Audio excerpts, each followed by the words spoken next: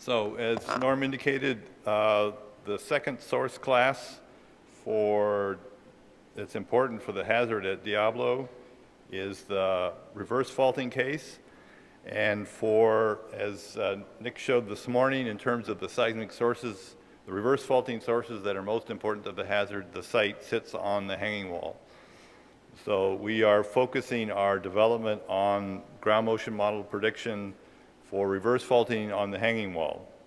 And this is the list of our starting candidate models or the primary models that were in our global list to be considered, and then the indications of which models we would be carrying forward as a part of the generation of the suite of models.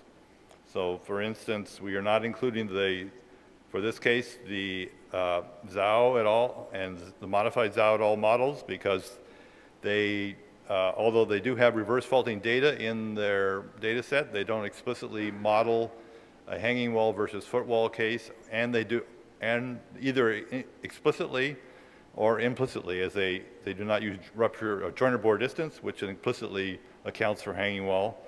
And so because they use rupture distance but no hanging wall term, we consider those models that we will not use them to predict hanging wall ground motions.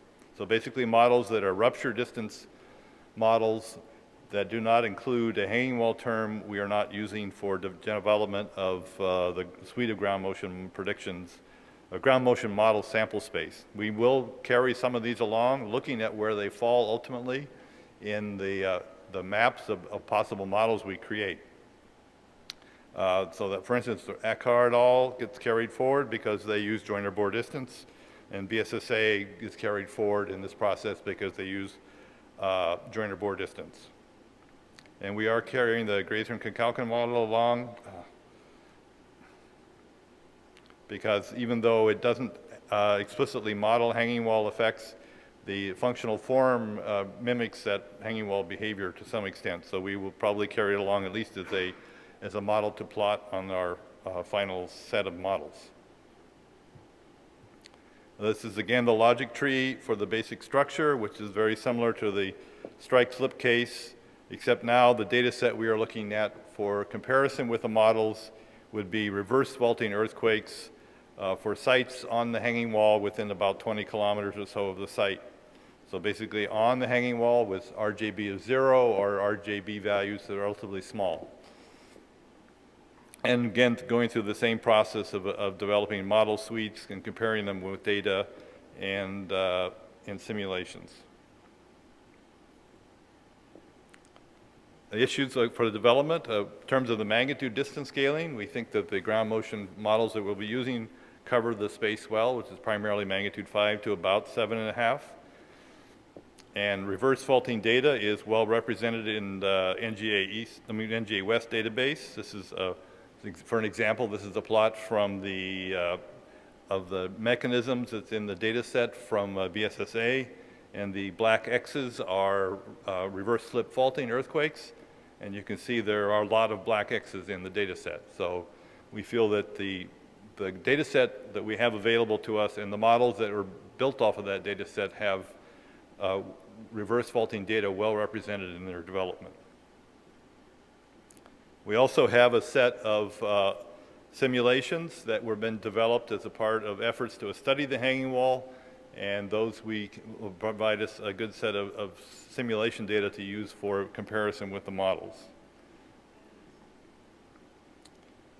So there are a number of issues in going forward with the process we're using, which is representing the GMPEs with a common form. One of which has been brought up before is the use of RRUP versus RJB. For strike slip, as was discussed this morning, this probably is not that big an issue because of vertical or near vertical strike slip faults, RRUP and RJB are not that different except for the smaller events. But for the cases of a dipping reverse fault on the hanging wall, these are significantly different measures of distance, where for many cases RJB is 0. Regardless of where you are on top of the hanging wall. That will be defined like that. So that will be a question that we'll have to evaluate, perhaps doing it both ways, again, to see what the impact is. Capturing the effects of the distance from the top of rupture, or the so-called RX measure, on the hanging wall or just off the hanging wall, and capturing the effects of dip and depth on the hanging wall effects will also be significant challenges. We'll have to add perhaps terms for to deal with these issues. This is an example plot of, these are plots of the hanging wall term just from the 3 NGA models that have explicit hanging wall terms. So this is a plot on the left is, where's the mouse? There we go. PGA for magnitudes 5 and a, that was great.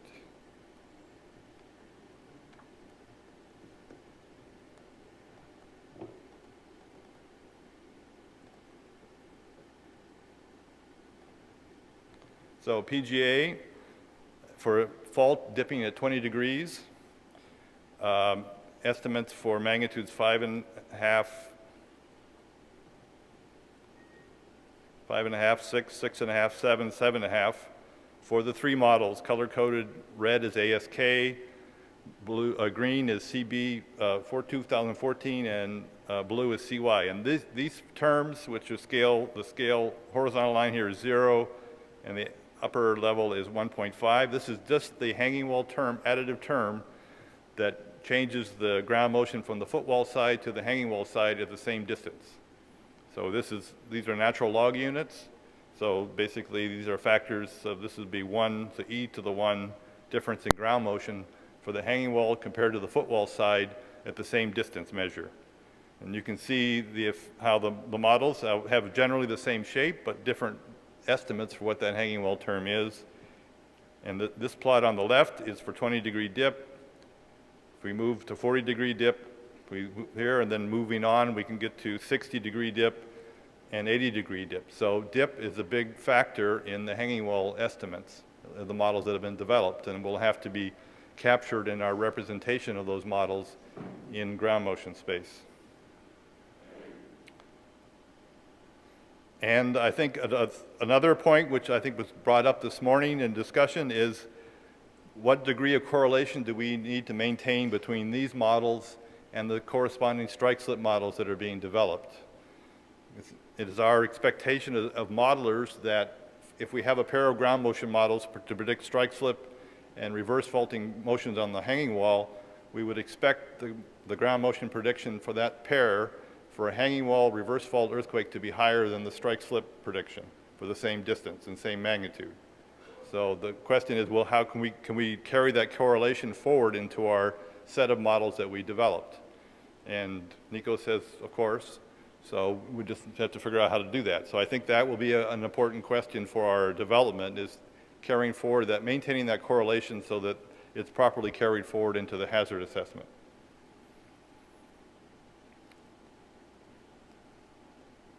And that's any questions?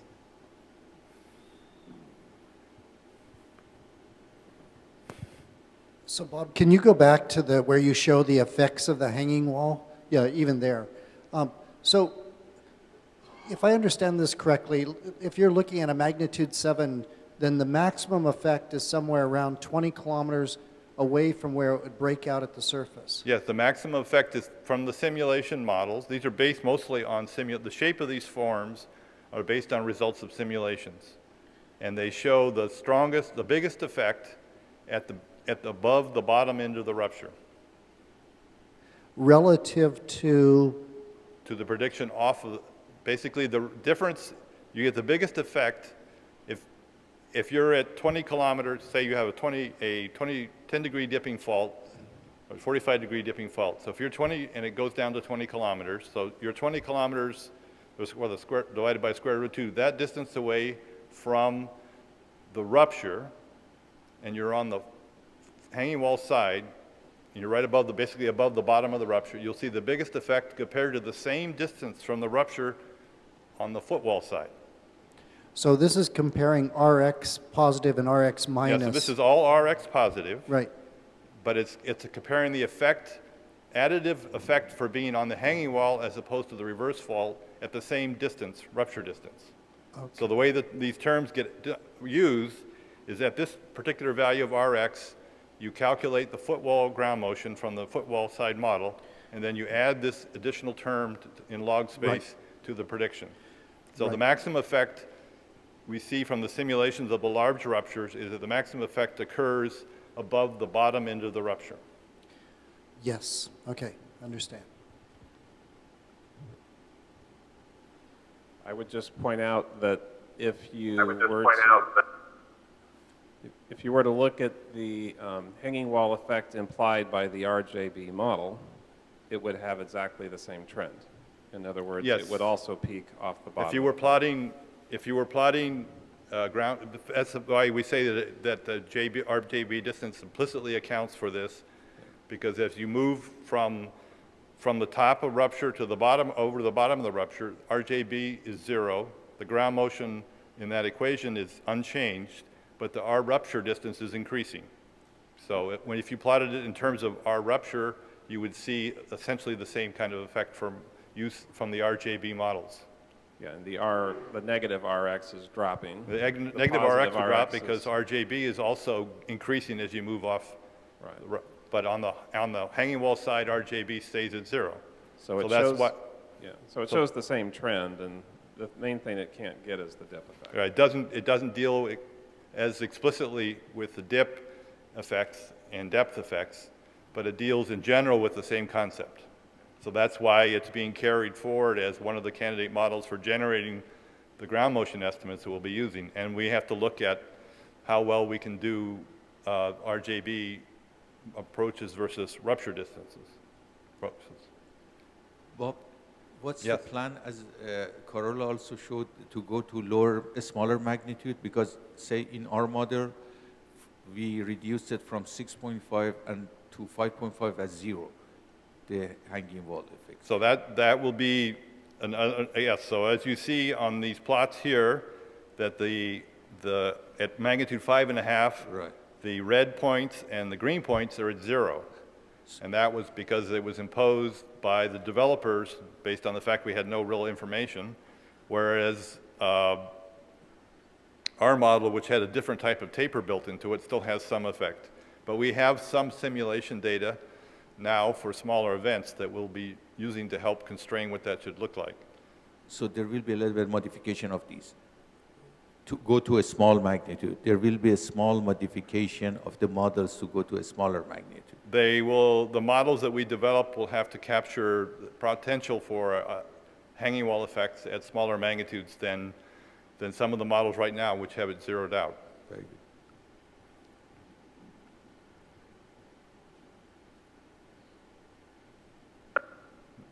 Bob, this is Robin. Just a follow-up question on correlation of equations for style of faulting.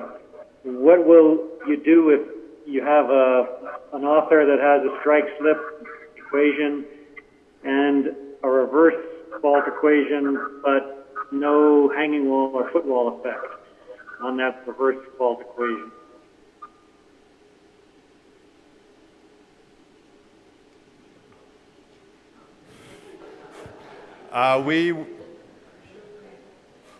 As I say, we're using models for the primary development that have reverse faulting, hanging wall effects captured either explicitly or implicitly.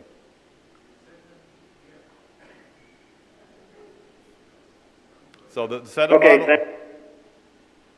of models that we'll be using to do the generation will be ones that either explicitly or implicitly capture hanging wall. Okay, thanks. Can I make a comment on that, please, since I'm the guilty one? Not the only The reason one. I did not include the hanging wall is I looked at the data, and then I'm only looking at the range of shear velocity between 450 and above.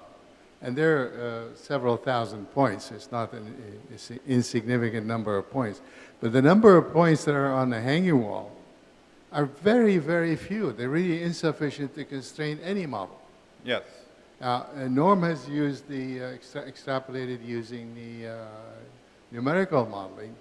I haven't studied that enough to be comfortable doing the same. So I felt that it was unjustified for any empirical model to use such limited amount of data to include such a very important phenomenon. So Was, yes, and I think basically, And I accept your conclusion that you don't want to include it in this particular study because it does not explicitly include that. And I still prefer use the rupture distance rather than the RJB distance. so all three of the models shown on this plot all use, to some extent, actually to a large extent, the simulation models to derive their form and amplitude. So they are built not just on empirical data, but on the combination of empirical data and simulation data. So, all right, right. So, but Ed is right, there are extremely limited amount of data in which to purely do an empirical model based for hanging wall effect. That's why we sent Corolla vicariously to Japan to look for data. Yeah. Well, what that also tells me, Bob, is that there aren't sufficient data to constrain the numerical model. And therefore, we are sort of walking on a tightrope here.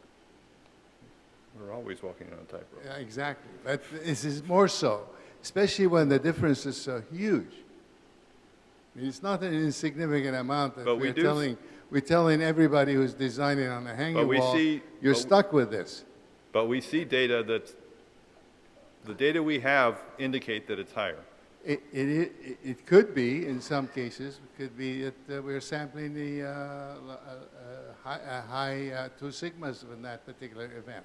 Possibly. I'm not saying it is. But I think we also have to be a little cautious in saying we're using these data, we're using the information from analytical procedures, which are not able to be as constrained as well as all the other information we have.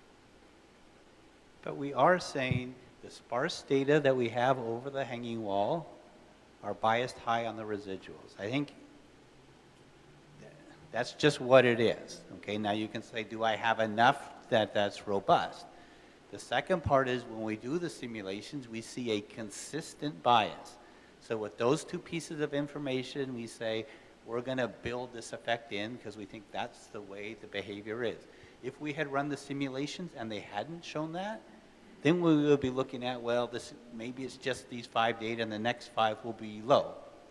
But because these are consistent, we took that as compelling reasons for for building this model and saying we think this is an important effect that needs to be included. That's really what it's coming down to. It's the combination of I don't, you weren't around yet back in the 71 when we had the San Fernando in terms of being as involved. I didn't mean you weren't around. But at that time, we felt, my gosh, the topographic... I was alive, but I know, but you were not yet. You were not a seismologist yet. And we were so concerned with the topographic effects and all kinds of things like that. It took about 20, 25, maybe even longer time to find out that that also is dependent on other parameters we had not included as yet. So maybe something like that is also happening. I'm not saying we should not include it, and I'm not saying it does not exist. I'm just saying that we don't have enough constraint on the numerical techniques to say the 2 or 3, the huge numbers that were initially calculated, you have since modified them somewhat, that we should just accept them and run with them. That's my concern at the moment. I understand your concern, but all 3 of our numerical techniques show this behavior. So right now, we don't have any analytical model that says they should be the same. Well, it wasn't the change in analytical models that changed our opinion how to incorporate the effect of topography. It's the way we began to look at it. It's the same models, but we used not to be concerned with where it's coming from and what angle and all those details that I don't keep as much in contact with as you do. It made us change. But it took 25 years or so. So I'm just saying let's be a little cautious in advancing that and saying to everyone, you got to use these huge numbers. And even you took you 2 years after publishing the 08 to modify it because you knew better.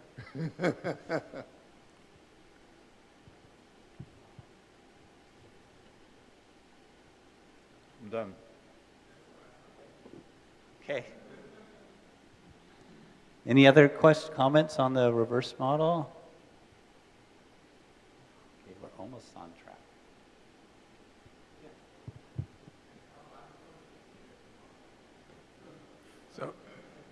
So Bob, if I understood you, when you parameterize this, it sounded like you were going to actually try to incorporate the functions of dip, and so if you Well- end up parameterize a fairly complex model, maybe it doesn't, maybe and it's possible just to add it into the strike slip as some people were Well, proposing. that's what we have to look at. Yeah. I mean, we haven't, Nico hasn't started on the, Right. we haven't started on the reverse model. These are just issues that we're gonna, I think, have to deal with Right. beyond just the strike slip model. I mean, if obviously some of these parameters turn out not to be important in your case, then you can do a simpler model. Yeah, so, and- you know, we have to go look at what, but, if the dip, if we have a range of dips from 20 to 80 degrees, which some projects have, then dip becomes an issue, a parameter that we need to carry forward.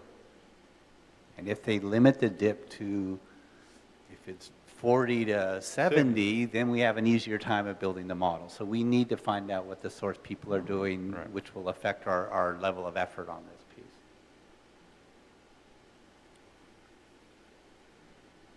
Any other general comments on this part? Piece of cake.